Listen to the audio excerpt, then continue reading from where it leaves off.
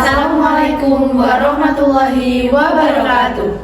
Di sini kami dari kelompok 1 akan memaparkan video edukasi kesehatan dengan materi fraktur femur atau patah tulang paha.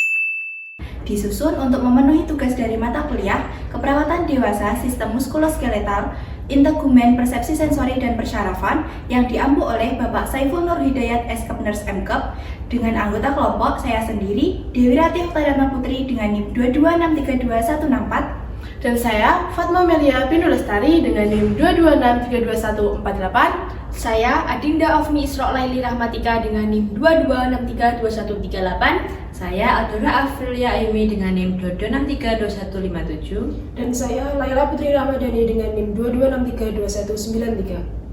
Selamat menyaksikan. Teman-teman, ada yang tahu apa itu fraktur? Yuk simak penjelasannya lebih lanjut. Fraktur atau yang lebih dikenal dengan patah tulang terjadi di mana tulang kehilangan kekuatannya akibat retak atau patah. Patah tulang ini diakibatkan karena beberapa kondisi seperti kecelakaan, jatuh, cedera akibat olahraga, atau kondisi tulang yang lemah akibat penyakit seperti osteoporosis. Patah tulang paha atau fraktur femur adalah kondisi di mana tulang paha mengalami patah. Patah tulang ini bisa berupa patah tulang terbuka dan juga patah tulang tertutup. Selanjutnya, jenis-jenis fraktur. Jenis-jenis fraktur ada dua, yaitu fraktur terbuka dan fraktur tertutup. Nah, apa sih yang dimaksud dengan fraktur terbuka? Fraktur terbuka adalah patah tulang yang menembus kulit sehingga mudah terkena infeksi. Ada 3 tingkatan pada fraktur terbuka, yaitu tingkatan 1, luka kecil sekitar 1 cm. Yang kedua, tingkatan 2, luka lebih besar namun tidak ada kerusakan pada jaringan lunak. Tingkatan 3, adanya kerusakan jaringan lunak akibat kecelakaan yang parah. Selanjutnya, fraktur tertutup. Apa sih yang dimaksud dengan fraktur tertutup? Fraktur tertutup adalah patah tulang tanpa menembus kulit sehingga tidak mudah terkena infeksi. Ada beberapa tingkatan. Tingkatan 0, kerusakan ringan. Tingkatan 1, memar pada bagian luka. Tingkatan 2, memar pada bagian luka lebih luas sehingga resiko komplikasi lebih tinggi. Tingkatan 4, adanya kerusakan pada jaringan sehingga resiko komplikasi lebih besar. Yang selanjutnya yaitu penyebab fraktur atau patah tulang. Fraktur atau patah tulang dapat disebabkan karena adanya benturan langsung seperti pukulan keras atau tekanan yang berlebihan pada tulang. Fraktur atau patah tulang sering terjadi pada bagian bungkai bawah. Untuk mengetahui terjadinya patah tulang atau fraktur, penting untuk memahami anatomi dan fisiologi tulang. Fraktur atau patah tulang dapat mengakibatkan kerusakan jaringan di area tulang, yang dapat mengakibatkan pembengkakan atau edem, kerusakan jaringan saraf, dislokasi sendi, dan perdarahan. Di kebanyakan kasus, fraktur atau patah tulang gagal dalam menahan tekanan seperti membengkok, memutar, atau tarikan.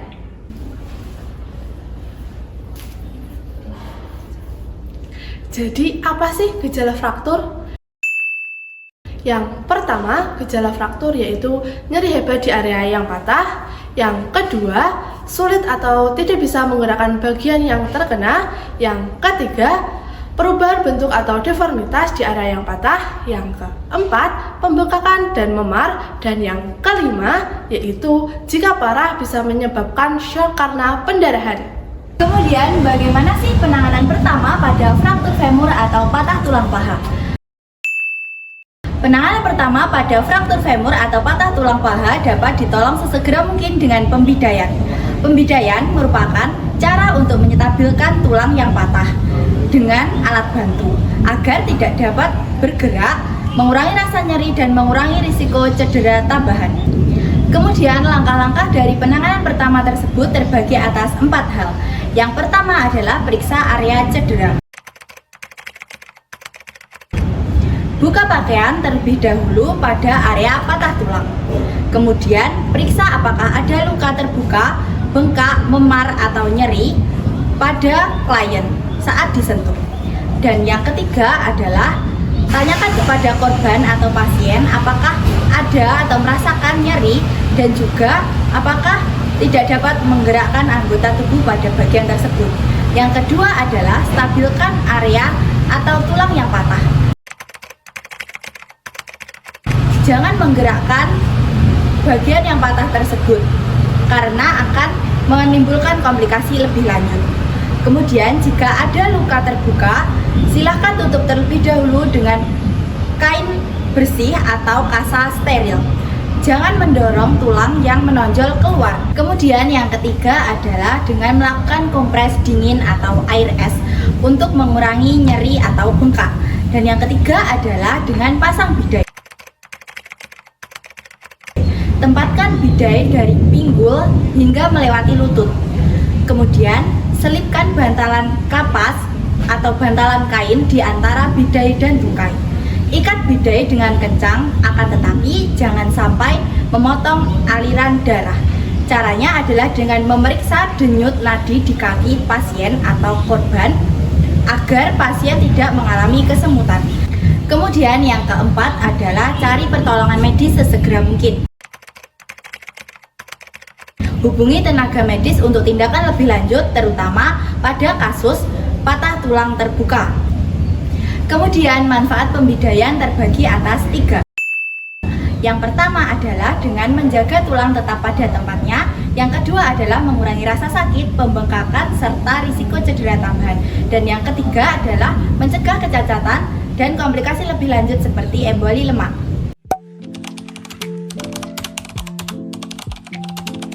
Baik, karena kakak mengalami fraktur femur atau patah tulang paha di sebelah kanan, kita akan melakukan pembidaian ya. Sebelumnya, saya akan memeriksa pulsasi, motorik, dan juga sensorik di kaki kakak.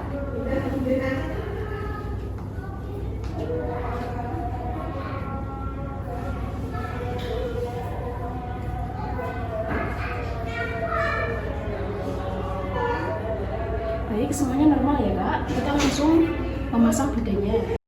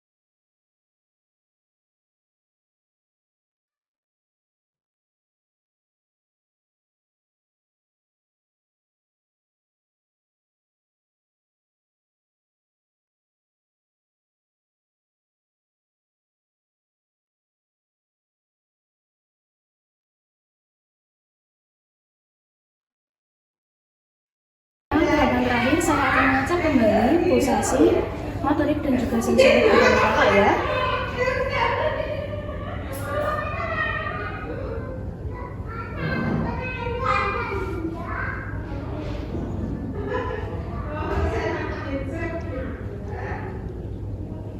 Baik, hasilnya semuanya normal. Untuk tindakan pembidaian di kaki kanan kakak sudah selesai. Semoga cepat sembuh ya kak.